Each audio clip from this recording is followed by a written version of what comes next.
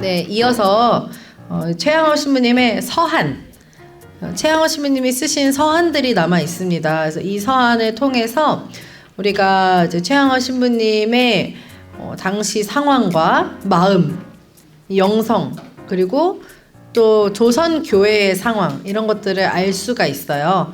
그래서 지금 시간에 아까 최양호 신부님 생애에 대해서 봤고, 최양호 신부님이 직접 쓰신 서한의 내용들, 서한을 통해서 조금 더 최양호 신부님을 가까이 이해해보는 시간을 가져보겠습니다. 먼저 최양호 신부님의 서한은 총 21통이에요. 아까 중림굴에서 쓰신 편지를 우리가 마지막 편지 19번째 편지라고 알고 있는데, 일반적으로. 그런데 2012년에 2통의 편지가 추가로 발견이 되었어요. 그래서 최양호 신부님의 편지는 총 21통입니다. 그 가운데 9번째 서한만 유실되어서 그 내용을 알 수가 없고, 나머지 서한들은 이제 친필 서한으로 내용을 확인할 수가 있는데요. 나중에 2012년에 발견된 2통의 편지는 한국교회사연구소에서 소장하고 있고, 다른 편지들은 절두산에서 보관하고 있습니다. 최양호 신부님의 서한은 전부 라틴어로 쓰였어요. 지금 여기 배경에 보이시는 글씨 있죠? 네, 최양호 신부님 글씨인데 굉장히 정갈한 글씨체입니다. 그래서 김대건 신부님이 쓰신 서한이 있고, 최양호 신부님 서한이 그 친필로 남겨진 것들 있잖아요. 그거 두 개를 비교해 보면 되게 재밌어요. 김대건 신부님 편지는 되게 이제 힘이 있고 약간 좀 두 분의 성격이 드러나는 김대건 신부님 편지는 이렇게 뭐 쓰잖아요. 편지지에 이렇게 편지를 다 써. 근데 다 썼는데도 아직 할 말이 있는데 모질하잖아요. 그러면 요 가생이에다가 여기 가생이 그렇게 쓰는 타입이고, 최양호 신부님은 깔끔 정갈. 네, 그런 두 분의 성격이 보이는 서한입니다. 이 최양호 신부님 서한의 21통은 이제 보면은 이렇게 발신일, 발신지, 수치인을 이렇게 볼 수가 있는데요. 주로 스승 신부님들한테 보고하는 내용의 편지들입니다. 처음에 이제 여기 보면은 1850년 10월 1일 도왕골에서 쓴 편지. 이 이후로는 조선에 입국한 다음에 쓰신 거죠. 그 위는 이제 신학생 그러니까 중국에서 활동할 때 쓰신 편지들이고, 그리고 저쪽에 1857년 10월 20일 소리웃에서 베를주교님에게 쓴 거, 그리고 맨 밑에서 두 번째 1859년 10월 13일 안곡에서 베를주교님에게 쓴 편지가 나중에 발견된 편지입니다. 그리고 마지막 서한이 중림에서 이제 쓰여진 편지고요.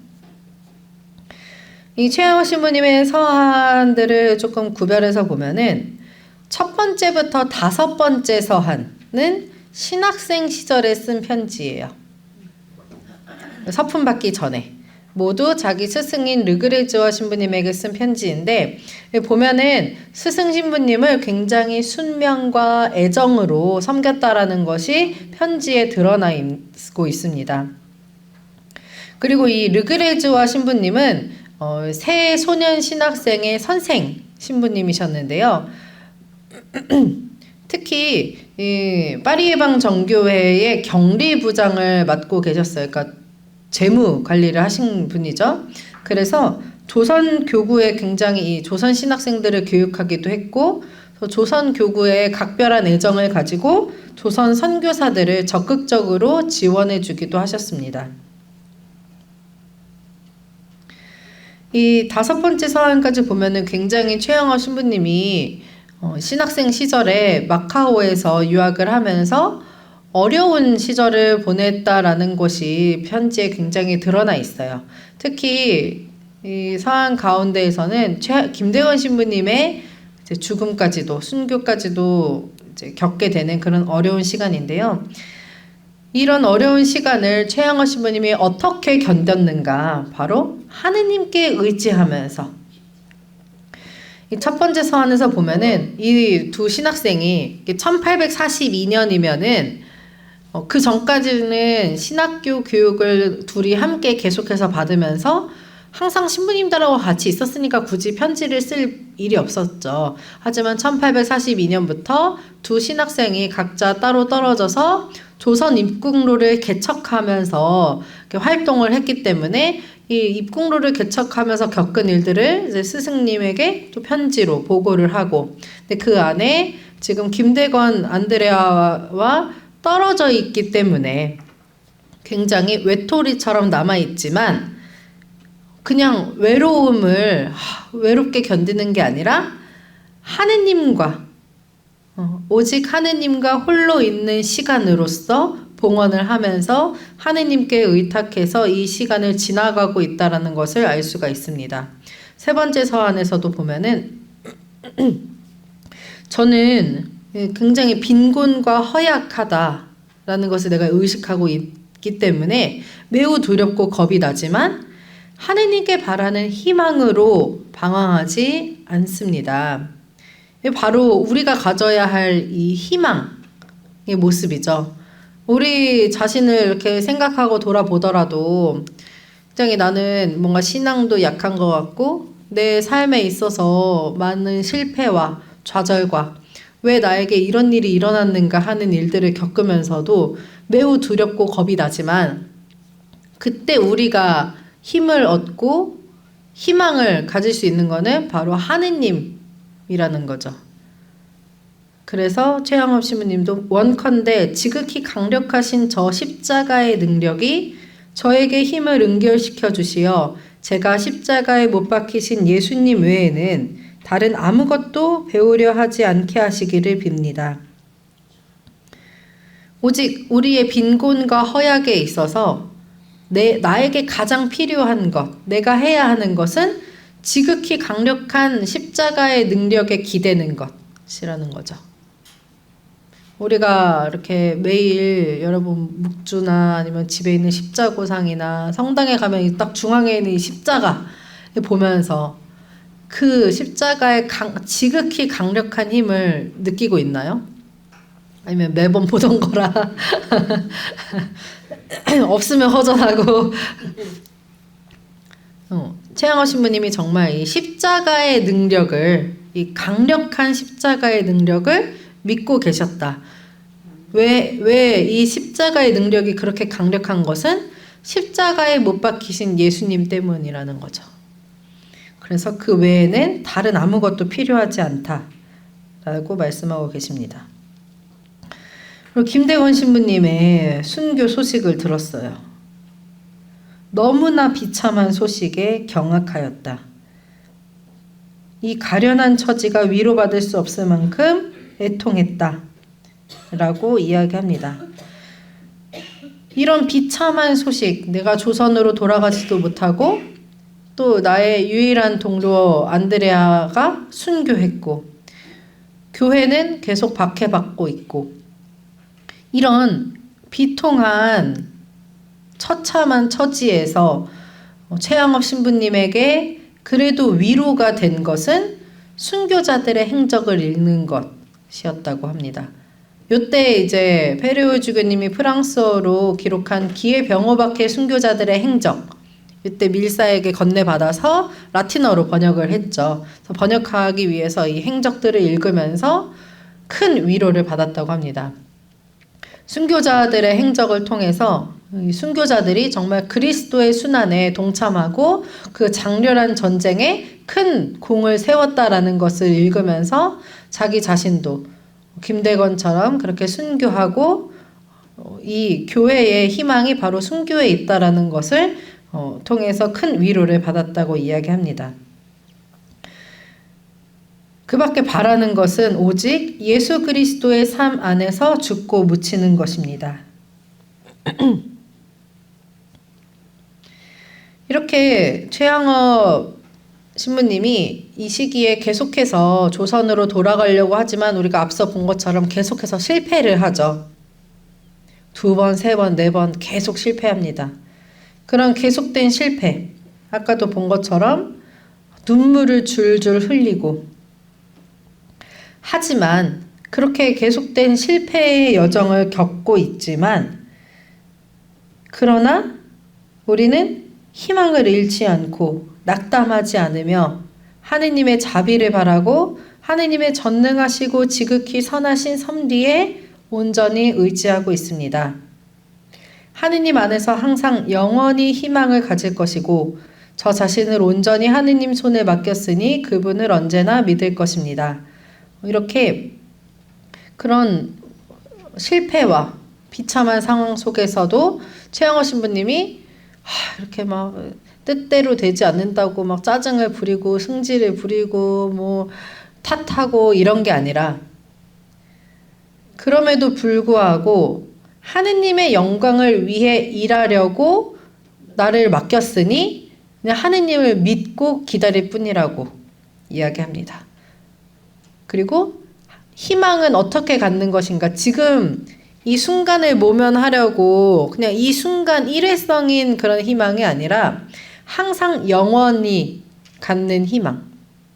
우리의 희망은 지금 내가 겪고 있는 이 위기를 모면하려고 잠시 갖는 희망의 힘이 아니라 영원한 희망이라는 거죠. 근데 이렇게 보면은 최영호 신부님의 이 5번째 서한까지는 그래도 보면은 이런 어떤 아직 미숙한 신학생 시절에 그게 있어요. 그래서 이렇게 실패하고 하는 것에서도 이렇게 하느님께 의지하고 있다. 하느님을 언제나 믿을 것이다. 라고 말하는 것은 어떻게 보면 하나의 부르짖음인 거예요. 매달리는 거죠.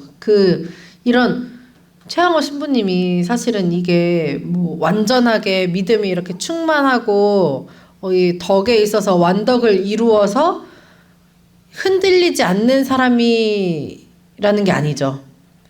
굉장히 아직도 나약하고 어리고 그런 계속된 실패와 김대건의 죽음과 조선의 박해와 이런 것에서 굉장히 많이 지쳤을 거예요. 그런데 그 와중에도 하느님께 계속해서 매달리고 하느님께서 부디 하느님의 뜻을 여기서 이루어 주시기를 간절히 바라면서 매달리는 하나의 부르짖음과 같은 그런 기도의 마음이라면은 6번째 서한부터는 제 느낌이에요. 제가 봤을 때 6번째 서한부터는 조금 더 믿음이 단단해졌다라는 걸 느끼게 됩니다. 왜 그러냐? 이제 사제서품을 받았기 때문인데요. 6번째 서한은 1849년 5월 12일에 쓰여집니다. 신부님이 사제서품을 받은 게 4월 15일이거든요. 그러니까 약 한 달 뒤에 쓴 편지인데 조선 입국은 아직도 실패하고 있어요. 별로 상황이 달라진 건 없어요. 하지만 조금 더 이 뒤에 나오는 이 서한에서 쓰여지는 문체나 이런 느낌이 앞에서는 희망을 잃지 않고 낙담하지 않고 그러려고 노력하고 있다라는 느낌이 더 보여지면은 이 이후부터는 당연하다. 그것은 하느님의 일이기 때문에 당연하고 나는 그것을 그냥 기다릴 뿐이다라는 그런 느낌이 더 강해집니다. 그리고 또 자기 성찰로 이어져요. 지금 하느님의 뜻이 내가 지금 하느님을 위해서 일하고 있는데 이 일이 지금 이루어지지 않는 것은 혹시 내가 아직 합당하지 못하기 때문에 지금 때가 되지 않은 하느님의 때가 되지 않은 게 아닌가 그런 성찰이 이어집니다. 여기 보면은 그래서 지금 이 계획은 성공하지 못했지만 실패했다고 여겨지지 않습니다. 왜냐하면 내가 지금 하는 것은 하느님의 일이기 때문이라는 거죠. 내 일이 아니라. 오직 하느님만을 위해 일하고 있기 때문에 그것이 성공하지 못한다 해서 내가 막 그것을 좌지우지할 필요가 없는 거죠. 그래서 이 부분을 보면서 사실 우리가 본당에서도 여러 활동을 하시고 그 전에도 많이 활동하셨지만 하셨던 것들을 생각해 보면 우리가 이런 하느님의 일을 한다고 하면서 또 봉사한다고 하면서 내 생각이나 내 뜻이나 내 고집과 판단으로 해오진 않았나. 우리가 이게 지금 잘 이루어지지 않는다고 해서 화를 내고 성질을 부리고 하는 거는 내가 원하는 대로 안 돼서 그런 거잖아요. 하느님이 보시기엔 맞을 수도 있어. 근데 내가 내 기준과 내 판단으로 그것을 바라보고 있기 때문에 불평하고 불만하고 있진 않았나 이렇게 성찰해 보기도 합니다. 그리고 우리도 사실은 이렇게 여러분도 그렇지만 신앙생활을 하면서 저도 수도 생활을 하면서 뭔가 이렇게 잘 할 수 있을 것 같은데 정말 답게 잘 살 수 있을 것 같은데 안 될 때가 많거든요. 근데 최양화 신부님의 이 말씀 보면은 얼마나 많은 성인들이 이런 회개나 특별한 은총을 얻기 위해 10년, 20년, 30년, 40년 또는 더 오랫동안 그렇게 열렬한 기도와 큰 희생과 힘들고 지루한 극기와 보석을 바쳤습니까? 근데 뭐 고점만 해보고 안 된다고 그냥 포기해버리고 최양호 신부님 보면은 이 말씀 보면은 진짜 이제 성인들이 그렇게 오랜 기간 동안 40년보다 더 오랫동안 끊임없이 기도하고 희생을 바치고 극기와 보석은 그러니까 쉬운 게 아니라는 거죠. 당연히 힘들고 지루한 게 맞는데 우리는 이런저런 희생이나 봉사를 할 때 이게 힘들고 지루하다고 불평하고 근데 그게 힘들고 지루해야 내 희생이 되고 봉헌이 되는데 그런 것들을 너무 이렇게 안일하게 임하지 않았나라는 생각도 들고 또 성인들처럼 저도 이렇게 40년도 더 오랜 세월이 돼도 안 될 수 있다. 중요한 것은 그 기간 동안 꾸준하게 끊임없이 하는 것이라는 거죠. 최양호 신부님도 그 말씀을 하면서 이 계획이 성공하지 못했어. 이게 실패했어요, 계속. 근데 이것이 실패한 이유는 아마도 제가 천상의 도움을 애원하는데, 기도하는데 너무 소홀했고, 또 인간적인 희망에 너무 의존했고, 내가 죄인이라서 실패한 것은 아닌가 하고 자기 성찰을 이제 하시는 거죠. 그러니까 하느님의 일이 하느님의 뜻 안에서 이루어지는 데에 내가 합당한 사람이 아직 되지 못했기 때문에 실패했구나라고 성찰을 하게 된 거예요. 그래서 그런 비탄한 심정, 이게 좌절해서 불평불만하는 게 아니라 자기 내면의 성찰로 넘어가는 것, 우리는 그런 모범을 볼 수가 있습니다. 그래서 이 6번째 서한 계속 보면은 이 최양호 신부님이 또 어떻게 보면은 김대건 신부님 이제 순교하시고 유일한 조선인 성직자가 된 거잖아요. 이게 굉장히 무거운 짐이었을 것 같아요. 그러니까 사제가 된다라는 것도 그렇겠지만 자신이 이제 조선의 유일한 사제로서 또 조선에 입국해야 한다라는 사명과 여러 가지로 굉장히 무거운 짐을 지셨던 것 같아요.